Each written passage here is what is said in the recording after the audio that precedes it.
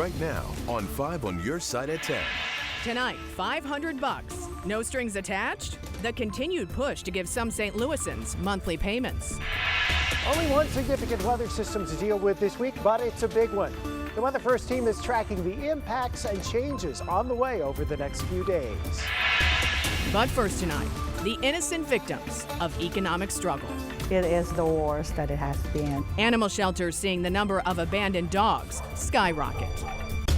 I'm Ann Allred. Mike Bush has the night off. Tonight, one of St. Louis's largest animal adoption centers is overwhelmed. More than 70 dogs were brought in during the last week. Our Laura Barczewski has the pleas tonight from shelter officials.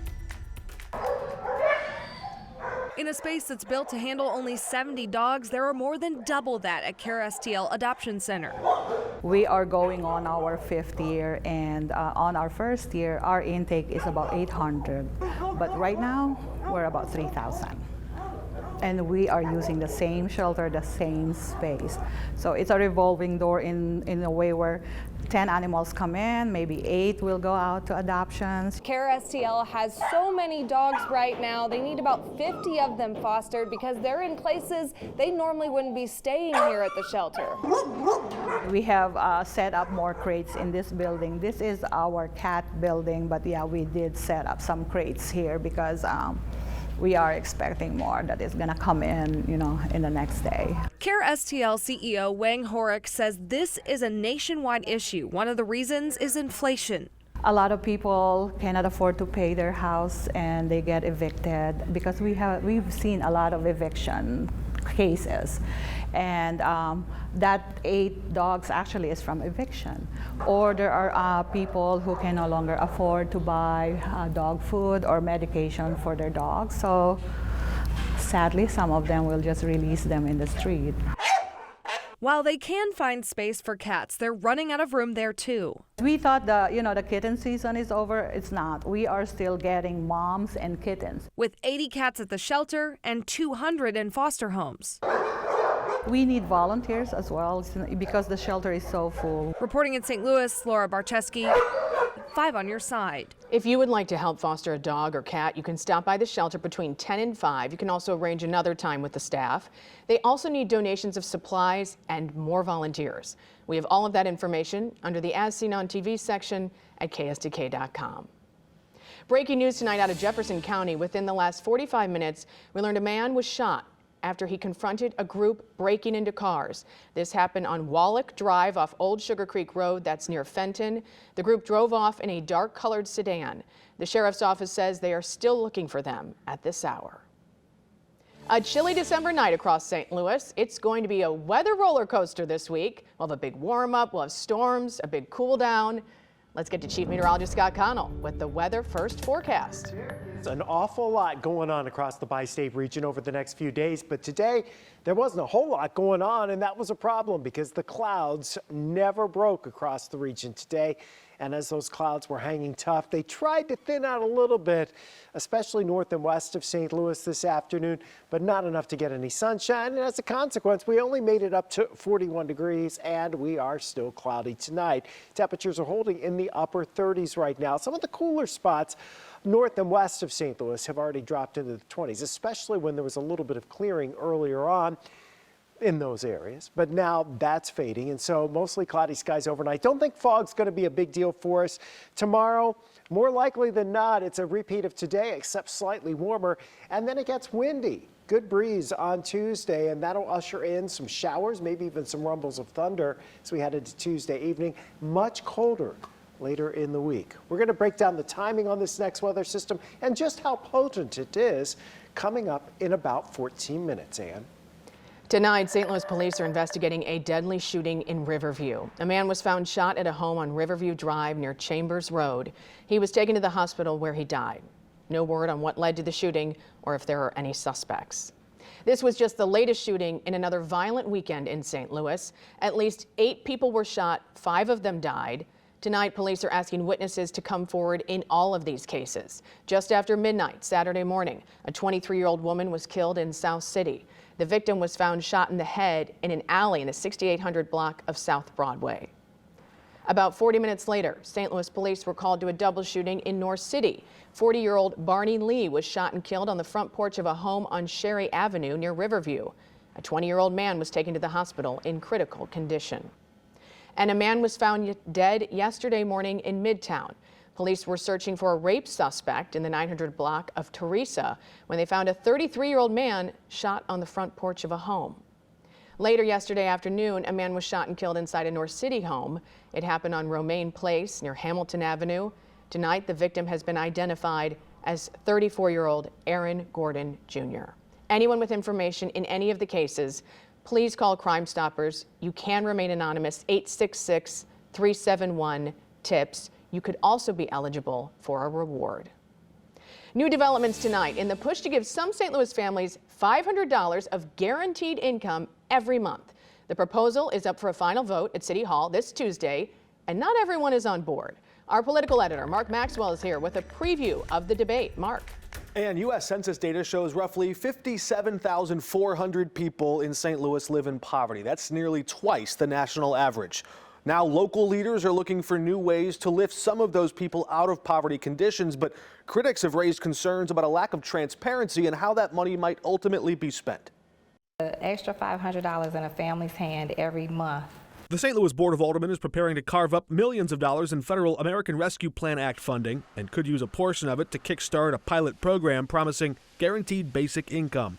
This is a $52 million bill, and $47 million of the spending is pretty much completely agreed upon. It's this $5 million that we really want to give a little bit more scrutiny to. Alderman Tom Oldenburg voted against the initial measure that promises $500 monthly cash payments to roughly 440 households.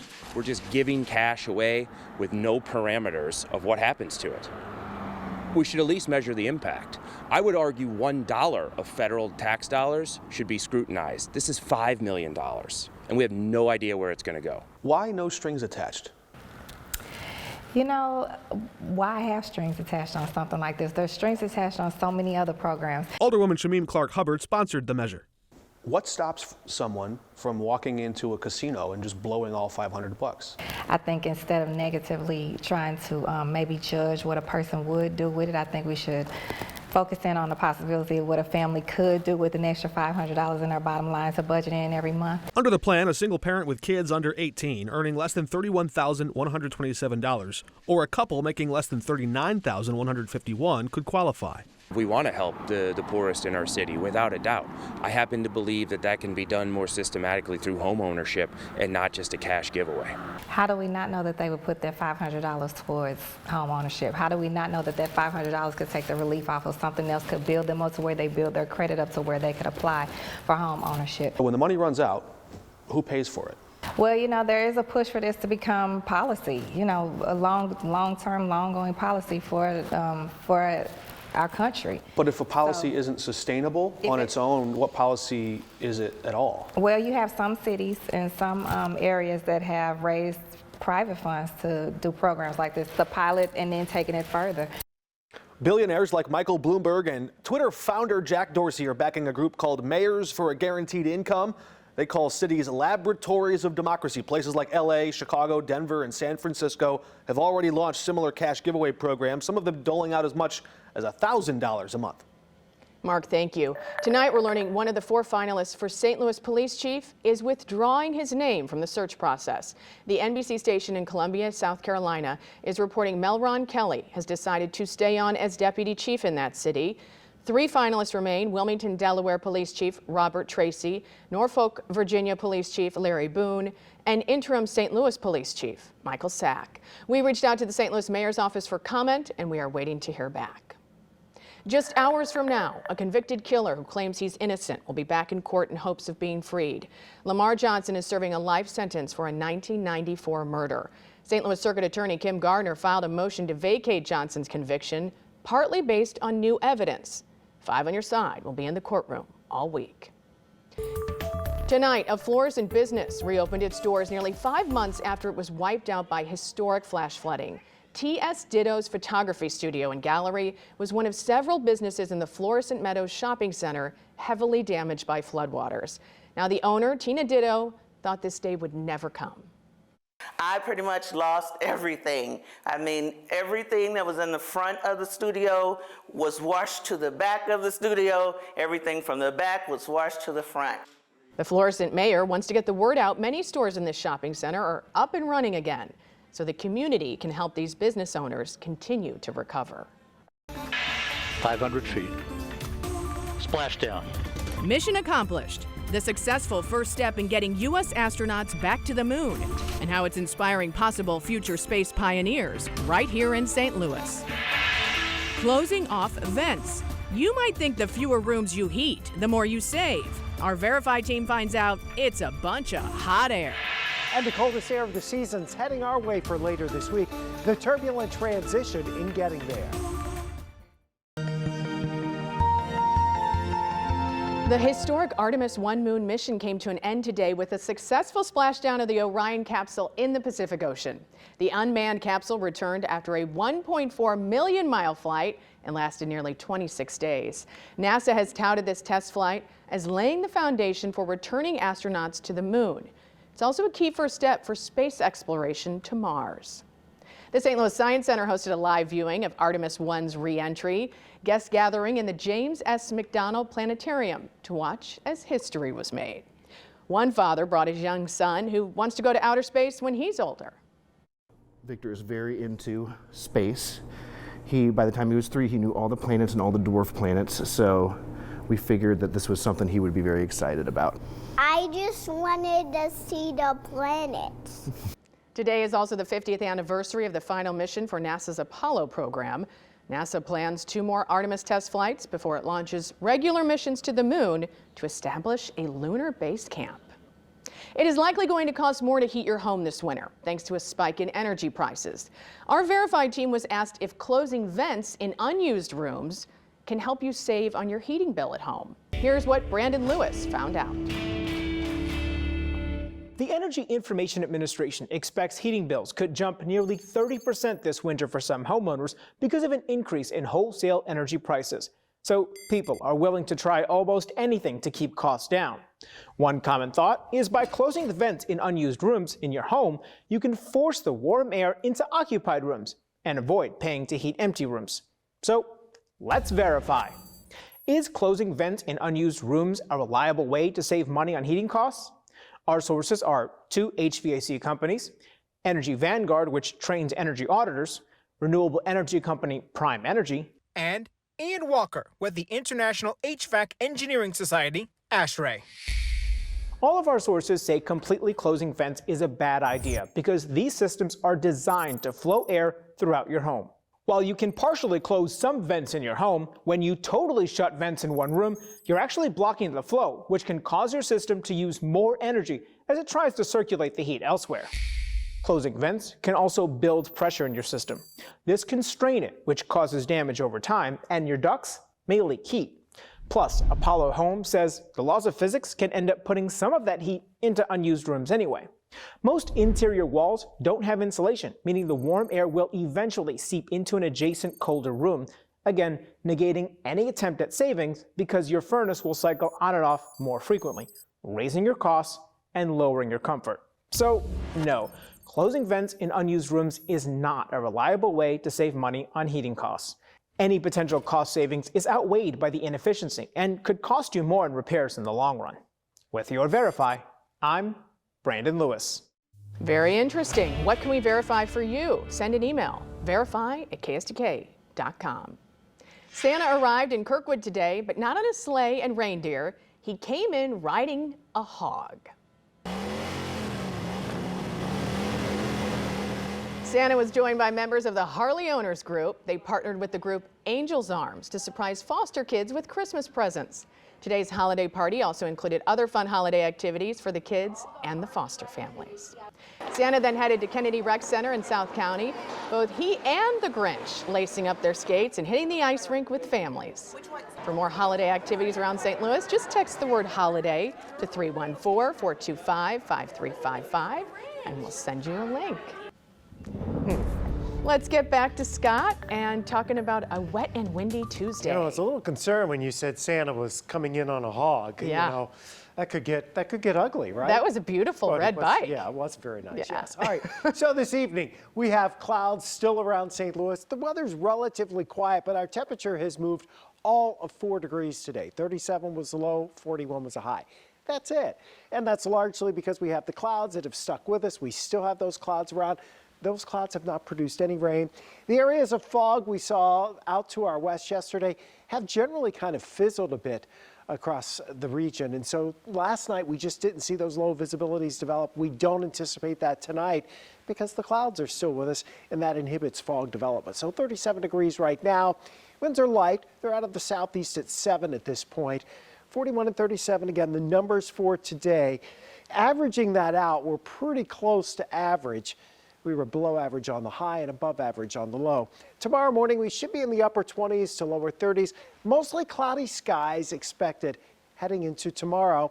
Perhaps tomorrow afternoon, we can get at least a few breaks in the clouds and set us up for a little bit of sunshine through those clouds. Not going to guarantee it, but we're in the 40s for highs. Here is our next system. Boy, is it a weather maker. It has been snowing in the high country of California, the Sierra Nevada, some places 3-4 feet of snow. That's really good for the folks out there. They need to get that snowpack enhanced, and they're running about a month ahead of schedule from what they would see in a normal year. You know, been in a drought for so long. So this is a very energetic system. It is now onshore. It's going to continue to move to the east. Tomorrow, moving out across the Rockies into the plains on Tuesday. It brings with it the strong jet stream winds aloft. It also taps the moisture from the Gulf of Mexico. The good news for us is that it looks like the warmer, more humid air will stay to our south, and that's where the severe weather threat will be. We'll still get some rain in here, particularly as we go into the after lunchtime hours here on Tuesday. So tomorrow it's dry. Tuesday morning should be mainly dry, but by lunchtime into the afternoon, you're going to have waves of showers, maybe a few rumbles of thunder drifting through. We don't expect severe weather, though. Some areas could see more than an inch of rain, especially off to the south and southeast of St. Louis, and we'll all see wind gusts, 30 to perhaps 35 miles per hour. So here are your next 10 days. Notice the changes. The colder air lags behind this system. So on Wednesday, we're close to 60 degrees. We're thinking right now you're not going to see a temperature close to 60 degrees for the rest of the month of December. As we head towards Hanukkah starting at sundown a week from today, temperatures are only in the 30s for highs this weekend. And next week we may even have some snow flurries early in the week. Hard to believe 2 weeks from today is Christmas. So we'll Yes. probably have a cold Christmas. 2 cold weeks are coming up once this settles in. Thank you, Scott. Tis the season, of course, to eat, sometimes overeat. The hidden nutritional benefits with some holiday favorites. Once again, 5 on Your Side has teamed up with the Foster and Adoptive Care Coalition for the Little Wishes campaign. With less than 2 weeks to go, we still have more than 700 wishes to grant to area foster kids. Please go to ksk.com/littlewishes to purchase a gift. A live look at the U.S. Capitol tonight. There's a legislative stalemate on a massive government funding package. Lawmakers now only have 5 days left to reach a deal and avert a government shutdown. Democrats want a full-year spending plan. Republicans want a short-term measure before they take control of the House in January. It is the holiday season, a time filled with all of our favorite foods, maybe some overindulgence. You might be surprised to know some of the season's most popular treats actually have some nutritious value. There's a catch, though. Consumer Reports reveals their traditional holiday treats with hidden benefits. For some of us, the holidays just aren't complete without certain traditional delights. Think nuts, hot chocolate, and pumpkin pie. It's true, many of them are not necessarily healthy foods, but Consumer Reports say there may be reason to cheer. As long as you moderate your intake, that's the catch. You can feel okay about eating these nutrient-packed foods. Chestnuts may not live up to their nut brethren when it comes to protein, but these holiday favorites are rich in fiber, magnesium, folate, vitamin C, and potassium. If you're not a fan, go for different nuts. also full of nutritional value. But keep in mind, a half cup of almonds has about 400 calories compared to just 175 for the same amount of chestnuts. And if Jack Frost is nipping at your nose, by all means, enjoy a hot cup of cocoa. The key antioxidant flavanols found in cacao beans used to make chocolate. They help reduce inflammation and lower cholesterol. But skip the instant mixes and make your own using unsweetened cocoa or even melted chocolate. And add some low-fat milk for a calcium boost. More often than not, packaged foods and mixes have ingredients that aren't good for you, like added sugars and sodium, so it's usually best to make it fresh. In their natural state, pumpkin and sweet potatoes are nutritional powerhouses, full of vitamins, fiber, and antioxidants. But when these fantastic foods become pie, they lose some of their superpowers. And eggnog? Well, maybe it's good we only use this treat once a year. Made with heavy cream and milk, it's full of saturated fat and sugar. And while its Caribbean counterpart, Coquito, is made with coconut milk, it too is high in saturated fat and sugar. Sprinkle with pistachios and nutmeg for added nutrients. Still, enjoy only a small serving and savor the taste of the holiday. If you do enjoy a bit too much over the holidays, you know we all will. Consumer Report says don't beat yourself up. The new year is a nice reset by adding fruits, vegetables, and whole grains to your diet, so we'll worry about it next year. Coming up, it's a banner year for Build-A-Bear, the social media trend putting more stuffing into the St. Louis company's profits. St. Louis-based Build-A-Bear says it's on track for its most profitable year in its 25-year history. According to our partners at the St. Louis Business Journal, 40% of sales are now to teens and adults. The company says teens are using their customized stuffed teddy bears to create viral videos. It may not be video that killed the radio star, but electric cars.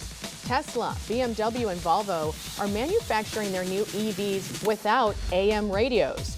It's because of electromagnetic interference. But some worry the move makes it hard to reach people during public emergencies.